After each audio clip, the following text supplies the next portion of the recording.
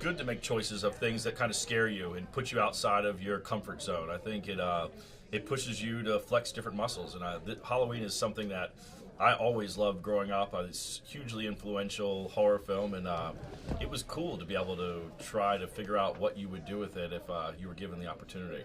Yeah, I remember I met Danny in college, and just as we were fans of so many genres, we've made it a point in our careers to try to explore those, work within those, and Halloween was a big film for us in particular. And the opportunity to work with our icons like Laurie Strode and Michael Myers and see what they had to say when we could boss them around a little bit was kind of a dream come true. It was easy because really when I got the call that David wanted to talk to me about the movie, ultimately he started to talk about the movie, and I said, I don't want to know anything about the movie, just send it to me.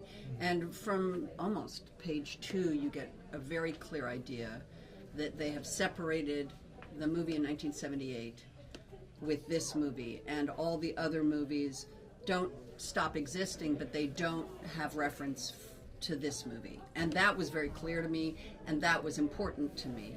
And then once I read that and saw where they were going with it, it was as easy a yes as I've really given. What we responded to so actively frightened and horrifically when we were young viewers of the original Halloween is how simple it was. And so going back to that without a whole lot of explanation, but just to streamline, bad guy with a knife in your house, I'm scared. Small town.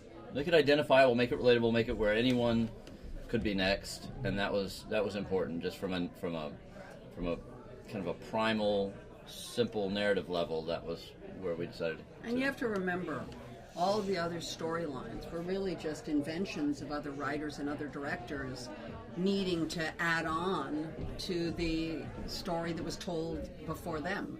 And it just got complicated. And so even the invention of it being her brother, that was in a writer's room somewhere where somebody went, I've got an idea.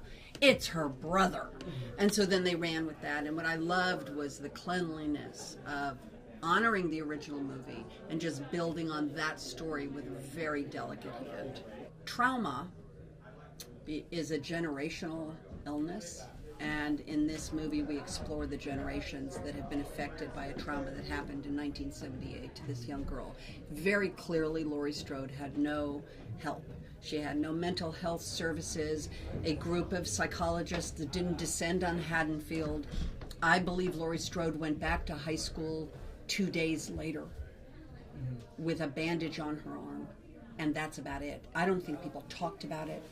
And so for me, the exploration of trauma was integral to the not only the writing but for then the performance. The last day we shot was the day that Laurie's alone in her truck, basically going through the trauma again of what happened while he is being transferred to a bus to be taken away. And so this catharsis of emotion and rage and repression all takes place with no dialogue, with a girl alone in a truck.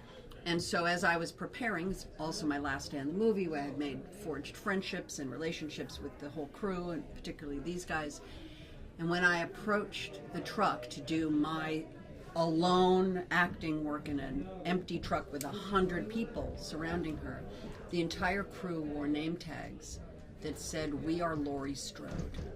What they were saying to me, what they said in that moment, was that the trauma that happened to Laurie Strode, they were all part of it. That they were all carrying her, caring for her, and hoping to deliver her from evil. And that was incredibly emotional for me. Just the gesture of that, maybe it was your idea, I don't know whose idea it was, but it meant that we were all in this together in a way that Laurie Strode never had in her life. And that has made all the difference.